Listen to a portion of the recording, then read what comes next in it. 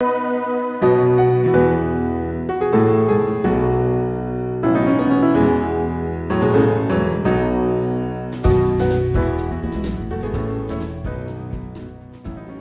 beyond ideas of wrongdoing and right-doing, there is a field. I'll meet you there. When the soul lies down in that grass, the world is too full to talk about. Ideas, language, even the phrase each other doesn't make sense. Hello everyone. Today I talk with my recovery friend Nicole. As you will hear, she was in my first ever NA meeting. But it was not until about 2 years later that we got to know each other well at a trauma counseling weekend. You will hear her talking about SLA and SLAA. That stands for Sex and Love Addicts Anonymous. Once you commit to their program, you normally work through the first 3 steps in what they call the HOW program. That is what Nicole is referring to in part of her story. I really had fun during this interview, but the recording was quite long, so I unfortunately had to edit out lots of our banter, sharing memories and laughter. So let's get to it.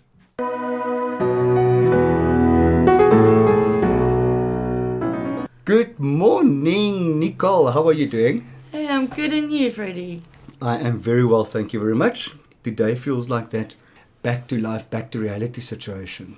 I'm so not willing or able to be here. I'm still in denial for a little bit longer. The worst of all is that I set my alarm clock for the right time this morning, and I don't know what happened, but the cell phone battery went flat, so it was off, so it didn't go off. Sure. So I started my first day back to life an hour late. Oh dear, and then I was early, so all this additional pressure. I'm not going to panic about it. I'm so not going to panic about it. I'll just take this day as it comes. Well, it's actually really nice. Yeah, someone once said to me, now's not the time to panic. and that's always held me in good stead, you know. Somebody on here said a while ago about Rule 6. Don't take yourself so damn seriously. Yeah, so this morning I remembered Rule 6. You know, and then poor Tyson hasn't been for nice walks. So I also promised him this morning he'll go for a nice long walk. Yeah, well, we need to take care of our pets. Mine were on the beach this morning. So. With it? Oh, cool. Do you live far from the beach? About a 5-minute drive, but up a hill. Awesome. So I drive to the beach. Oh, cool. I'm one of those people. And does she enjoy the beach? Bella loves the beach. Does she go into the water and splash around, or is she more... A little bit. She's getting a little bit braver with that. She's a lot more confident when her brothers are there. If I walk her on her own, she's a lot more clingy and, mommy, this doggy's looking at me. Sweet. Yeah, it is. It's adorable. Mama, he's making noise at me. She's a little too independent when her brothers are there, and I kind of go, oh, poor me. Where's my codependent dog? Sweet. Nicole, thank you so much for coming through. I know it was a bit of a mission to get here. No, but, it was fine. I really appreciate it. Thanks. So, as you know, this podcast is about spiritual journeys and about your take on spirituality. What is spirituality for you? And how do you live it? So let's start at the beginning and saying, what is spirituality for you? Sure, these are big questions to have to think about so early on. Monday morning. I think I'm only on my second cup of coffee here. It's not that early anymore. Okay, yeah, especially if you've been up since 4:30. Oh my God, is that the time you get up? Yeah, it's when I wake up, and it's actually quite nice. It's catch-22. It's darkest before the dawn. So that could mean I'm going to have a lot of tears, but it's also a great time to connect with my higher power and think about, try and put myself into a good space. What is spirituality? Sure. Quite a bit is coming to my mind. Spit it out. I've just forgotten the one thing. Spirituality, a lot of it is doing things behind the scene that no one sees. Okay. For me, an example of where I'm at with my spirituality is how is my road rage? Okay. No one is in the car with me. No one can see me. Am I yelling verbal abuse, or am I gently letting the guy cut in front of me? I think spirituality also has always been about inner peace for me, which is interesting because I thought for a long time that I would only achieve inner peace sort of 2 minutes before I died. And once you achieve this inner peace, you go on and die. I've subsequently discovered that inner peace for me personally is my spirituality. It's my gratitude. You know, I started working through your book, the first layer, and in the first couple of days there was a question, and was, what behaviors do you miss from being in recovery? Yeah. And that was when I realized that I was no longer spiritually connected anymore, because I suddenly realized that I missed the gratitude I had. I was sick of the judgment and the criticism I had around everyone and everything. The poor me, the victim thinking. Everything that I was feeling at the time was not spiritual. And part of it was due to circumstances. I was, going through a very tough time. And part of it was actually because I hadn't been working the program. Yeah. And I hadn't actively been praying. I'm just lucky I didn't pick up. Oh, yeah. You're in recovery for how long now? I'll be 10 years in May. Oh, my word. Yeah. That's excellent. And that's from drugs and alcohol. Yes, and then SLA is on the 4th of June will be 7 years. Oh, wow. Yeah. God, you don't get that amount of recovery in SAA/SLAA. That's excellent. No, it's, well, obviously with SLA, with SLA, you determine what your bottom lines are. And obviously as time goes by, they do change. Yeah. So when I was doing the initial 1 year celibacy and working the HOW program, my bottom lines were A to Z. When I got into a relationship, following my guidelines and not acting out on my guidelines into the relationship, I still maintained my SLA sobriety throughout that relationship. And now, having come out of that relationship, obviously I'm redefining what my bottom lines are, because also my behaviors have changed. One thing I do like about SLA, AA, and NA is that it is very black and white. It's kind of, NA, it's simple. You're sober. You're not taking drugs, the same as alcohol. You're not drinking alcohol. And then SLA, you've got your bottom lines. Yes, I can do this. No, I can't do this. And so I'm a black and white person. Mm-hmm. I get very confused in grey. I think if you allow people like us to live in grey, you just confuse us, actually. Yeah. Because we are manipulators, negotiators, bullshitters. Yeah. So give us grey and we will work that grey until it is exactly the way we want it. Yeah. Yeah. I'm a very black and white person as well. So where did you grow up? Dad was a diplomat. Oh my God. So I'm a bit of a travelling gypsy. I was in London for 5 years, Paris for 4. Where were you born? Here in South Africa? Yeah, I was born in Pretoria. Oh my God, you're I'm a Bali. A girl from Pretoria. Yeah. And then I moved to Cape Town about, how long ago? In 96. And I've been here ever since. So you said you were in London for 5 years, and where? And Paris for 4 years. And then Pretoria in between, as that was head office. Yeah. So you'd spend time there. And how old were you when you were in London and Paris? London, I was about 4 or 5 months. Paris, I was there from 12 going on 13 to 16 going on 17. Oh, so that was my hooligan years, starting to get out there, cause a bit of chaos, getting into trouble. When did you start using? It all depends on what you're talking about. As a bag. Can you be specific? Yeah. No, I had, I started smoking cigarettes probably when I was about 10. I think that's sort of, it was on the slide, but that's sort of where the addiction started to kick in. But if I look at my behavior as a child, it was very evident. I remember being between the age of, I was in primary school, I can't give you an exact age, but probably around about standard 2, I remember drinking a bottle of grape juice, like a squeezy liquid fruit of grape juice, really quickly, and then running around acting as if I was drunk. I don't think it's normal behavior for kids in primary school, you know what I mean? I had my first drink when I was 12. In Paris.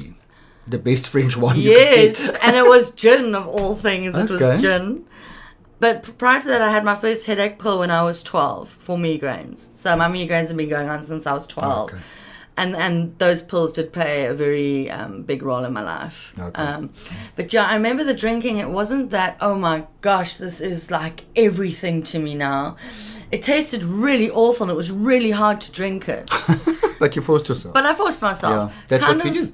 Kind of like where I was at with smoking. I quit about 4.5 months ago. And I tried to smoke 3 cigarettes quite recently.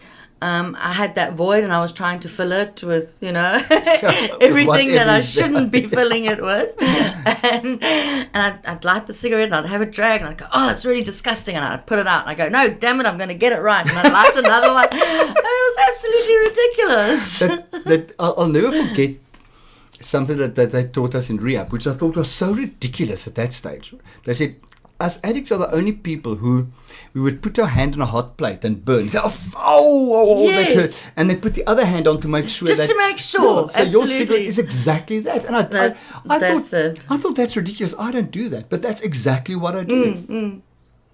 Your high school was basically in Paris. In Paris. And then you came back to South Africa. And then I came back and I did my matric at Abbott's in Cape Town. Okay. Yeah. And what did you do? Where were you spiritually at that stage? Did you grow up with a sense of church spirit? I was brought up Methodist. My mother was Catholic. My father was Methodist. And they just said, you know what? Methodist is quite an even keel down the middle line. Yeah. We'll get you baptized. You'll go to Sunday school. And then when you're old enough to figure out what all this religion is about and all the different types of religion and belief systems, then you can figure that out for yourself. Okay. And did you connect with that? I found my old Bible a few years ago, and on it I've got written in my handwriting, my child handwriting, I love Jesus, I love everybody. And I just thought that was the sweetest thing I've ever seen. Sweet. I could just see myself as a little 6-year-old or 5-year-old going, I love Jesus, I love everybody. I haven't got the everybody thing still, I'm working on that. When I went to Paris, my sister and I, we went to the British School of Paris. Just before we left for Paris, my sister had gotten involved with the Baptist church. Okay. And my take on them was quite negative because they said like the gummy bears were evil and the Smurfs were evil.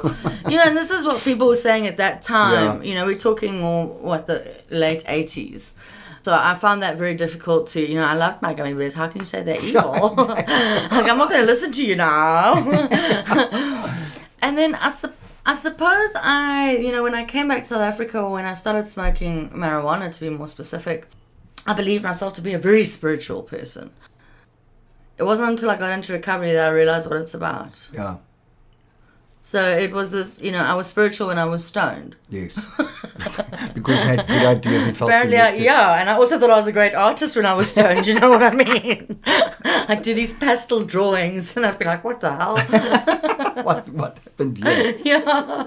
I spoke to a writer the other day as well, and we also laughed about the stuff that he wrote. While he was writing it, he thought that was absolutely wow. And then not being stoned reading it, think, what the hell happened here? So after school, what happened for you? After school, I wanted to save the world. I wanted to be a psychologist. I was going to get my doctorate in psychology and run my own practice. That was my dream. Can't remember how, but I landed up going to UCT and starting on my journey. Studying psychology. And of course, I was very involved in the party scene. So I failed my first year. Were you a raver?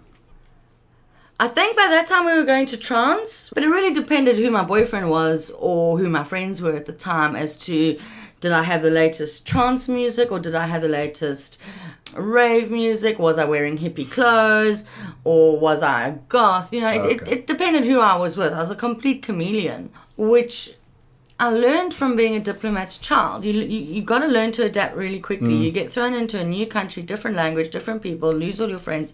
Not that I could maintain friendships because I couldn't. But yeah, so I was quite the chameleon. And so I failed my first year. I passed some subjects, which they then decided, them being, I think my dad and my mum and myself, it's all very vague. I mean, I don't really remember much. It's all kind of a blur. It's all kind of a blur. But that I would do social work. Okay. And once you finish that 4-year degree, you can become a clinical social worker and open your own practice. Yeah. And I think it was my 3rd year I failed. Again, due to partying or just a lack of interest? That was mostly, I would write these great reports when I was stoned because we were doing practical work, but I never handed them in. Don't ask me why. To this day, I can't tell you why. But I think it was something like 40 or 50% of your mark came from your practical work and writing your reports, and mine were just nowhere to be found. Good grief. Yeah, so then Mom was very much along the lines of let her become a checkout girl in Checkers. And Dad kind of went, no, let's see what we can do with her. And so I went for some curriculum guidance and was told to do marketing, which I did, to be honest, which I've always hated. Oh, no. I don't think I'm a great marketer. I've done digital marketing for years now, and I'm in the process of changing my career to hopefully go into recruitment. But yeah, it's not my passion. And spiritually still partying up a storm? Yeah. Were those the ecstasy days? Or what was the DOC? Yeah, I never got into the ecstasy scene. I tried to really hard. I took it a good few times. But all it made me do was vomit and nothing ever kicked in. Oh, no. It was only like about 2 weeks before I went to rehab that I actually had my first real experience on ecstasy, and I was like, oh my gosh, this is so good. And then it was the end. And then it was the end. Excellent. I was like, the no. Yeah, I was on antidepressants. I had the serotonin kicking in, and some people, when you're on serotonin-based antidepressants, the ecstasy doesn't work. It sort of cancels each other out or something like that. So I was one of the lucky or unlucky, whatever you choose. I was also accepted to do pharmacology at Grahamstown. Oh, wow. Yeah, and I didn't go, obviously, and I think back to that now, and I'm just so grateful I didn't, because I would have really brewed up some dodgy medication. I'd probably be dead by now. You know, that's the reality. Yeah, because benzos was part of your addiction. I had what I call my legal and illegal suppliers. So I was very much, I mean, towards the end of my active, I was always high. It just depended what time of day it was to what I was on. Yeah, I was the same. If it was sort of, you're 8 o'clock in the morning, I'm on my way to work, I'm off to score some coke, and then I'm off to work, and then when that starts wearing off and I've got no more, then I'd start on the the morphine or the pethidine, and the sleeping tablets and the Valiums to ease the come down and go to sleep. Yeah. Wake up in the morning, time for the uppers, time to go to bed, time for the downers. Yeah, I was very much the same. And that was the last few years, yeah. Okay. And spiritually, where were you then? No. It was nothing. It was a big black hole. Just a huge void. Yeah. So exactly like the AA book says, a spiritual void. Your father died when? 5.5 years ago. 5.5 years ago. You seem to have been very close to him. Yeah, he was a good guy. I mean, we had a complicated relationship, but a very simple relationship at the same time. So he wasn't really around much, and my mother resented that, and then I took on my mother's resentment. Okay. So even I call them my mother truths. Things that I take on that I didn't think up myself. Okay. But that, like my mother would say, like, I'll never forgive your father for not being around for you. Oh, I'll take that and add that to my little rucksack of resentments now. But it was, I think he retired when I was about 18, and suddenly he was, who are you going out with, where are you going, what time are you going to be home, and all of this. And I was kind of, well, who are you? Yeah, so from completely being absent to suddenly kind of wanting some form of command. Yes. And then when I was about 22, I'm not sure of the exact age, he had an arrhythmia. Now, he'd had a heart attack years before, but he had an arrhythmia. And the doctor said he's probably got 6 months left to live. Oh, wow. And this was when I was 22. And it kind of dawned on me then that it might be too late for that perfect father and daughter relationship, but it's not too late for a kind of relationship. Yeah. And then it also and I was quite amazed by this because I was still inactive and I actually had some good ideas here. The other thing that dawned on me was that what defines the perfect relationship? Oh, it's me watching these romantic comedies, and it's me reading trashy novels, which is why I don't read those books anymore or watch those kind of movies, because it was the same as the love and relationship thing. That was how it was meant to be, and that was going to be based on a movie. Yeah. I mean, how ridiculous! A sponsor once said to me that romantic comedies is to women what pornography is to men. Yes. Basically, yeah. It is so far removed from reality, So but we all ridiculous. strive for that. Oh, of course. Please, man, whatever. So you went out and worked on a relationship with your father. I don't remember consciously going, I'm going to work on it. But, he was very controlling. He was very manipulative. And that So you didn't learned from the change. best. Yeah, and I learned from the best. Well, it's funny you should say that, because, my SLA issues are flaring a little bit at the moment. So I've got quite a lot of attention there. As well as my NA issues. I discovered that some alcohol is starting to look a bit appealing to me. So those are the areas I'm really focusing on. But it is my intention to go back to adult child at some point. So you were 22, 23, and how long after that did you come into recovery? I came into recovery, I turned 30 when I was 86 days sober. Oh, wow. Yeah. Okay. So what a way to celebrate a 30th birthday. And what brought you into recovery? I dabbled with the idea that I might have a problem when I was doing coke every weekend. Okay. Now we're talking back into early 20s. And I phoned Phone Line. No, I phoned, what's it called again? Lifeline. Lifeline. I phoned Lifeline. They said, no, we think you should phone, Narcotics Anonymous. I was like, okay, cool. And they gave me this number, and it belonged to a man. And I thought, oh, woo, look at this. I'm going to know this man's going to help me sober up type thing. And then he said, no, you have to speak to a woman because you're a woman. And I'm pleased to say that woman that took my call is still in the rooms today. Oh, wow. Oh, that's fantastic. Yeah. So we're talking like over 15 years. Oh, fantastic. Yeah. And she's still active in the room. So that's really amazing. And so I got myself to an NA meeting. And then I was at a meeting one day. And I think it was like my second meeting. I still didn't really know what was going on about any of it. And this guy was there, and he was going on and on. He was about 2 years sober, how good his life was and how he's gymming and his work's going well. And he didn't appeal to me, but what he was saying, I kind of went, I want that. Yeah. And he then turned a bit psycho because we got involved, and I didn't know I had to get I was at my second meeting. I didn't understand the concept of get a sponsor, don't get involved in a relationship. I don't even think I'd heard these things. Yeah. You know what I mean? And so on day 29 of being sober, we came up to a friend's farm in Salari's Pass, and I found an old, stale, warm beer, which I downed, because the thought of now actually having to sleep with this man was just so unappealing that I then proceeded to drink. And then he then said, well, what would you like to do about it? And I said, I'd like to go to the bottle store and get a bottle of vodka. And he said, okay, sure, I'll drive you there. Now, he was 2 years in the rooms. And he's now driving me to the bottle store so that I can score. So it was very much, in hindsight, I can look at it and go, okay, it was very much a 13-step situation. Yeah. And so then, I carried on using. It got worse. I was miserable with life. Didn't think it was because of the drugs. I was diagnosed bipolar.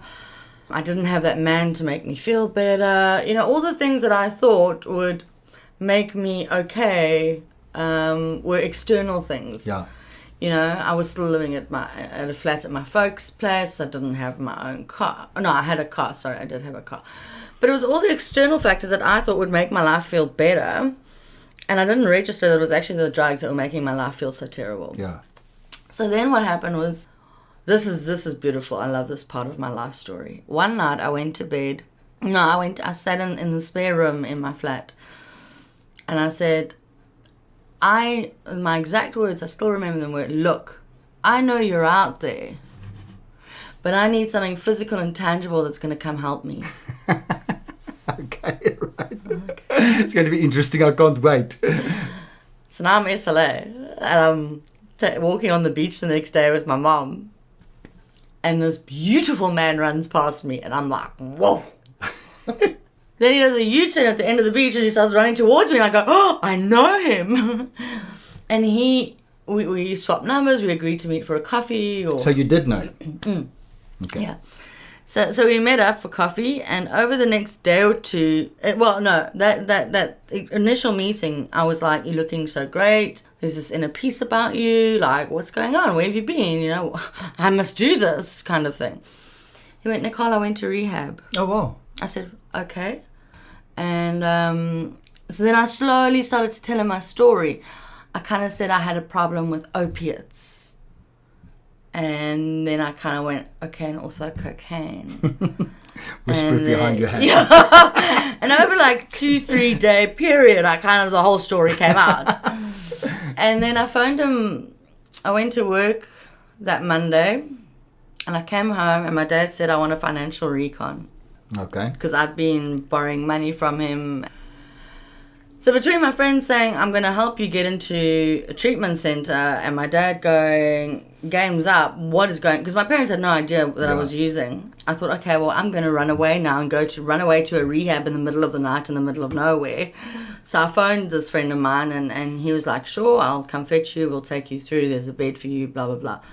I don't know what happened, because I woke up the next day, and I was in my bed with all my suitcases. And then as I pulled out to go into my driveway, he pulled up and said, where are you going? I said, I'm going to work. He says, no, you're not. The agreement was that you would come home last night and you would tell your parents the truth this morning, and then you would go to rehab. And you can't recall that? No, I'd taken a whole lot of sleeping pills. Oh, my word. I didn't remember anything. So, yeah, and, you know, I'd quit smoking. I hadn't smoked. This is my second round of not smoking. I'd quit smoking, and but I'd started smoking on the sly. And obviously, with all this going to rehab, I was like puffing away like a chimney.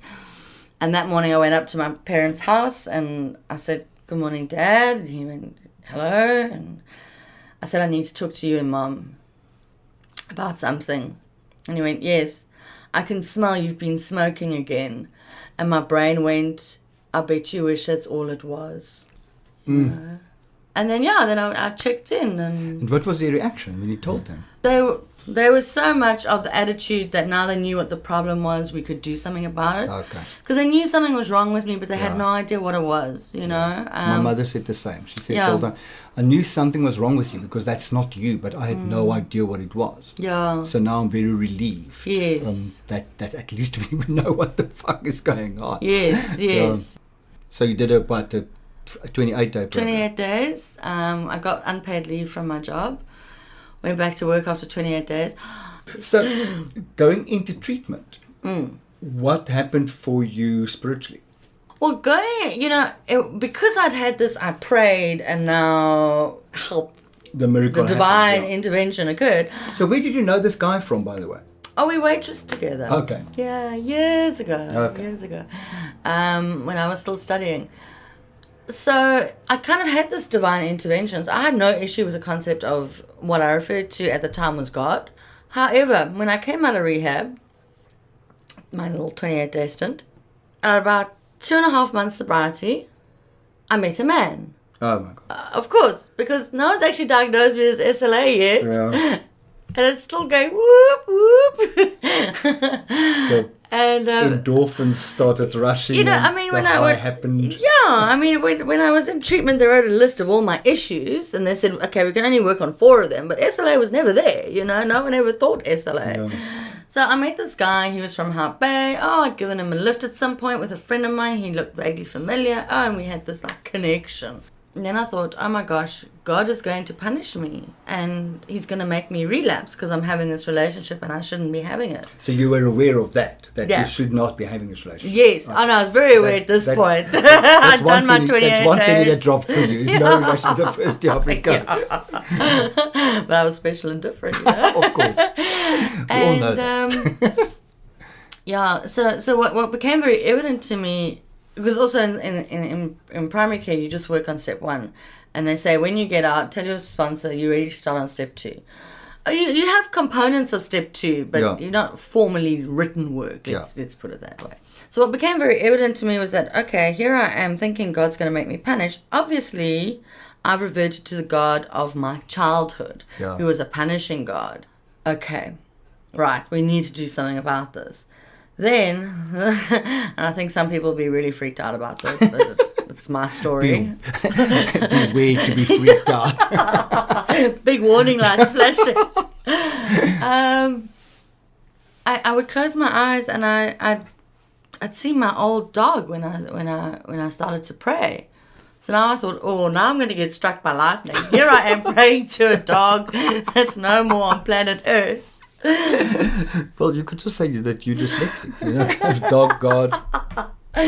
So I kind of took this to my sponsor at the time and my counselor at the time. I said, listen here, I'm going to get struck by lightning here. I'm praying to a dead dog.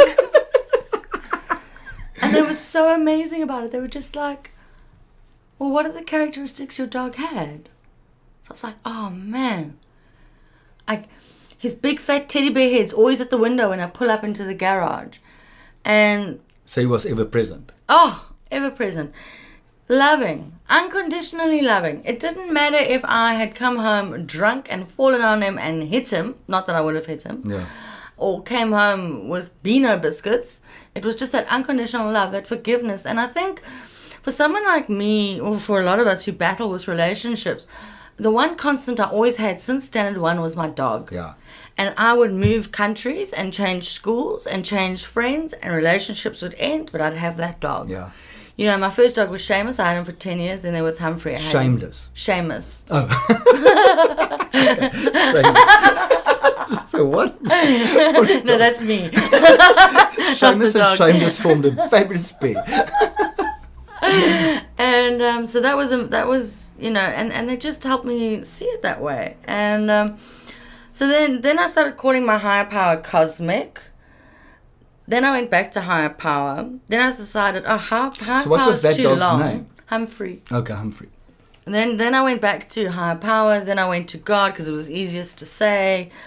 Then I'd go back to higher power, and it's just it just changes. It's nothing for me. Spirituality, for my experience with my spirituality, has been a very ever changing relationship. Sometimes I'm comfortable with saying God, sometimes I'm not. Sometimes I'm praying, sometimes I'm really angry and writing anger letters at God or higher powers. And I think that's what I went through in the middle of last year when my relationship ended. Lost my job, I lost my home, I had to give up the dog, and it was just and then I went and quit smoking 2 weeks after that. Just to punish yourself. No, I did it because it was what would have been our anniversary, and I was like, well, I'm going to do something that you don't think I can do, and that is quit smoking. Oh, so cool. it was nothing like a bit of spite to motivate you. Oh yeah. And it was just I was very angry at God for a really long time. Because I thought I'd followed everything perfectly. Especially with the relationship. I'm going to interrupt you there. Yes. So what happened to the guy whom you met early in recovery? Oh, well, it's a really sad story. Oh, no. Oh wait, the one that got me into rehab or the one The one that you met on the beach? Oh, soon after. Soon after you came out of rehab. Anal. Okay. Shouldn't I have gone? It's fine. We were friends. We'd get together. We'd break up. We'd get together. We'd break up. On one of the breakups, I self-harmed. Oh, no. Very badly. And I was at the office, and they had to take me to the hospital for stitches. Oh And, my word. Shoot, that's a deep one. Yeah, no, it's yeah. And after that, we got back together, and then we broke up again. Then he cheated on me with his neighbor. So, Oh, no. So when I was 6 months sober, I finally walked out of that going, no more. And then did you then stay clean a year without him, without the relationship? No, it was only maybe a couple of months. but as we spoke earlier, the hand on the hot plate. Yeah, if the hot plate I'm burns your sure left it's hand, not put that the right hot. But I did when I got into SLA recovery. I don't think you could call what I had were relationships. They were probably prolonged one-night stands, to be honest. My first proper relationship in recovery was with my recent ex. Yeah. So how long before you realized that this man thing is a problem and that you actually need help for it? I got help when I was just after 3 years sober. Oh, wow. So it took a while. Yeah, it did. It took a while of really destructive behavior. It was weird because I was in recovery, but I was in this dark place. And I'm trying to think who my sponsors were at the time because I wasn't being honest. The reason why I got sober was because there was so much shame and guilt with the behavior that I was doing that I couldn't blame on the drugs and the alcohol. Yeah. See, up until then, I believed I was a whore because of the drugs and the alcohol. Yeah. But in sobriety, I was still acting like that whore, and it was getting worse. The same happened with me. In treatment, they said, we think you're a sex addict. And I said, no, I just act out when I'm drunk or high. And 6 months clean, I realized that you can't use drunk and high as an excuse anymore because you're not drunk and high. Yes. This is a problem. Yeah. And I was so resentful to walk into those rooms. Me too. Oh, I didn't want another label. I didn't want to have to go through something else. But having worked the SLA 12-step program, the HOW program, and then the remainder of the steps for their 12-step program, that changed my life more than anything else. But what was interesting was I walked into SLA and my attitude was, I'm doing this because I want the perfect relationship. But what I got was a great relationship with myself, my higher power, my family, my friends, and then came the man. So your relationships in general got better. And that's why I love the SLA program, because for me it's not just about the romantic relationship. I remember walking into SLA and being so resentful and so negative and calling everybody a bunch of wankers, and eventually saying to my higher power at that stage, okay, I surrender. I shall do this fucking program and I will do the complete abstinence periods and do the steps and. But when I'm finished with this, you're going to... exactly. You make me laugh. When I'm finished with this, you're going to give me a boyfriend who's going to be fucking awesome. At 9 months, I was doing the year abstinence, but from the word go, I wasn't going to do a year. That's it. So my sponsor would say, well, let's get to 30 days and then we can chat. And then we get to 60 days and we chat. I do the same with my sponsors. And eventually eventually we got to sort of round about 9 months. And then it was on my 9 months, I met this guy. And he was like God's gift to all women. He was like 21 and beautiful, and I'm like in my mid-30s. Oh my God. So already it's going, because I have no toy boys on my bottom line area. So already it's all flashing. And in my mind, I'm going to go to my SLA meeting. I'm going to celebrate my 9 months sobriety. I'm going to pick up my chip, and then I'm going home, and then I'm going to have my wicked way with this boy.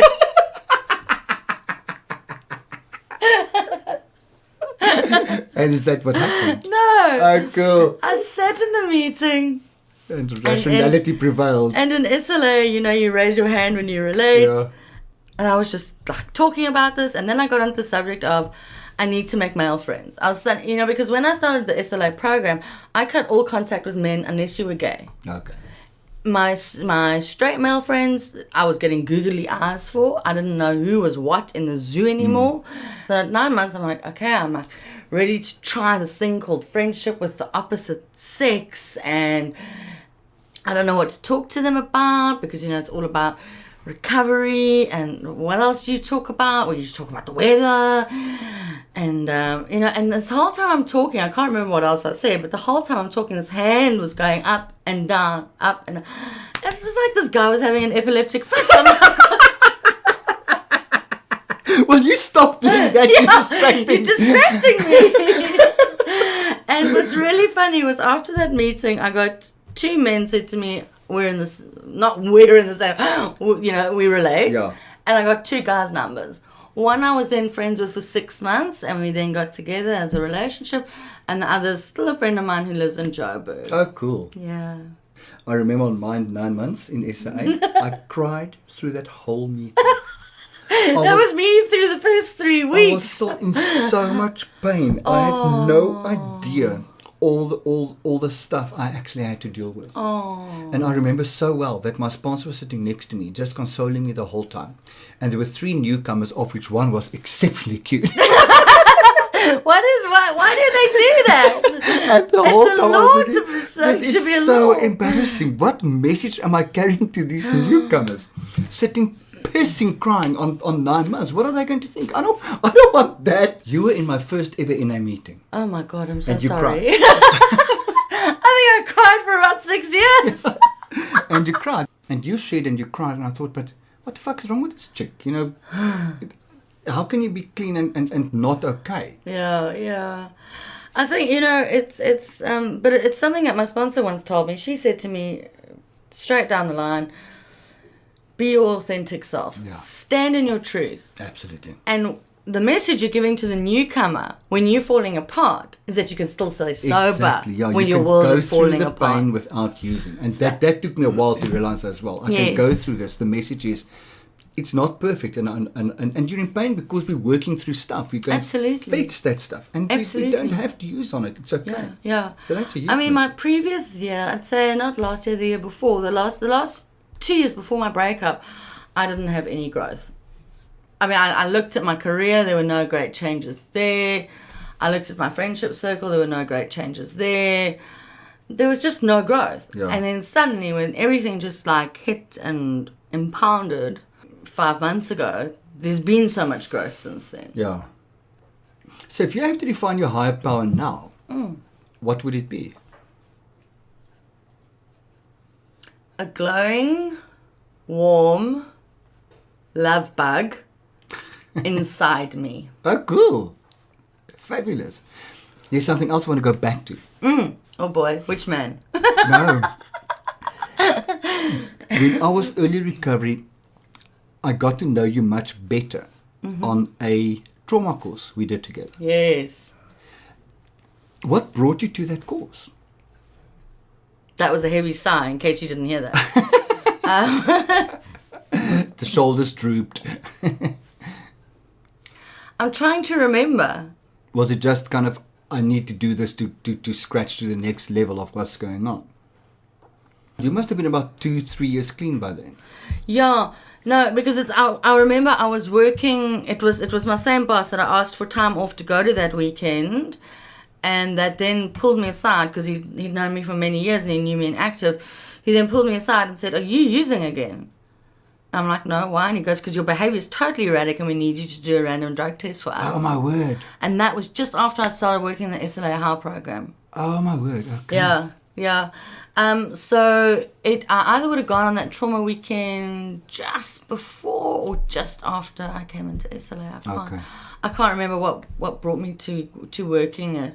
I still, a few have things no I remember idea. from that weekend. which I I'll never cried. forget. During the first meditation of the whole weekend, we cried. It was the one where we had to take our inner child for a walk through the forest and point things out to them. I Do don't you even remember that. I remember that very well. I have a terrible memory. I blame it on my medication. So do I. But that made such an impact. I remember it. Do you remember the meditation where we ate the orange? No. Not. Oh my God, that made such an impact on me. I remember Did we having have- to stand and look in people's eyes. Yes, that was right at the end. That was And the- flippin' freaky. And the breathing. The breathing round 1, I just cried. And round 2, I laughed. And I thought, oh my gosh, what's wrong with me? Everyone else is crying, now I'm laughing. And they're going, no, it's okay. We all experience it in our own manner. And That breathing first thing was, Yeah. what was it called? Breathwork. breathwork. Yeah. Something like that. Yeah. That all of us rolling around on the floor. Poorly. You cried a lot. Do you still connect with your inner child? Yes, it's funny you should say that. I met up with someone from the rooms recently, and that I go through phases like my spirituality where I'm not that active. But something that my first sponsor taught me was sometimes just check in with yourself. And she actually did it when I got into that relationship in early recovery. She couldn't tell me not to do it because she'd done the same. Okay. But she said, what I do suggest you do is that you promise your inner child that you will do your damnedest to make sure she is fine, regardless of what happens. Okay. And so I've done quite a bit of work with her now, obviously after the relationship ending and all of that, going, it's okay, baby girl. So you were introduced to inner child work long before the trauma weekend. Yes. Through the sponsor. Yeah. Yes. I got to know the inner child thing at the trauma weekend. No, I also got to know her through my counsellor that I had, who was really wanted me to go and work at our child. Okay.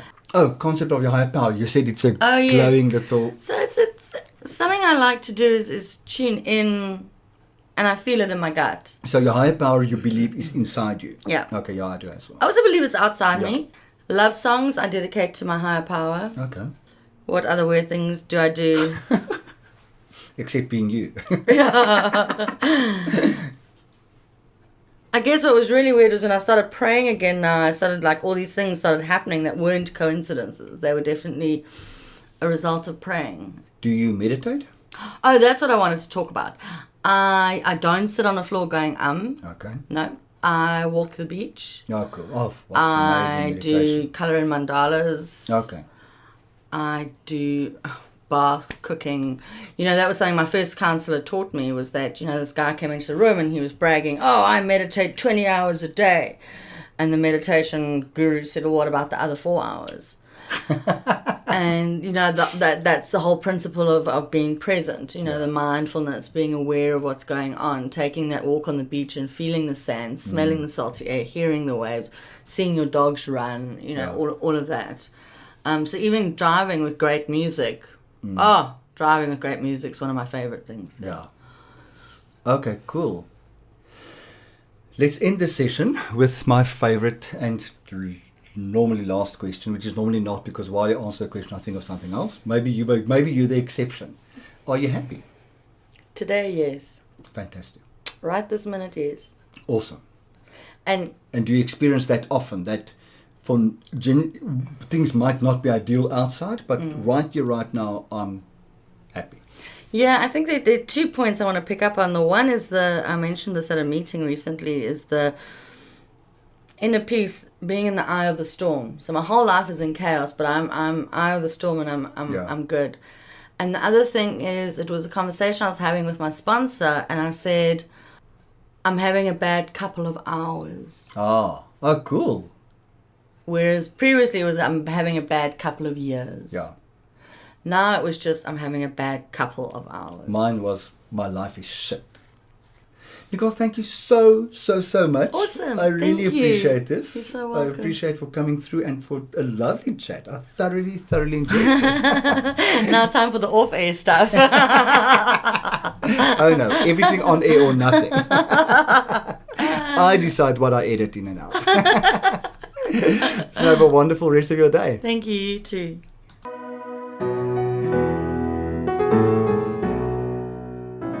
Phew.